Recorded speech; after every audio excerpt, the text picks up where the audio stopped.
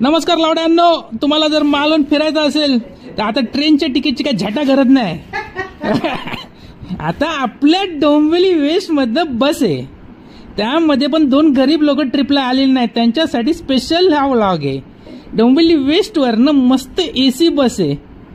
कधी AC bus मध्ये गेला का गरीबांनो?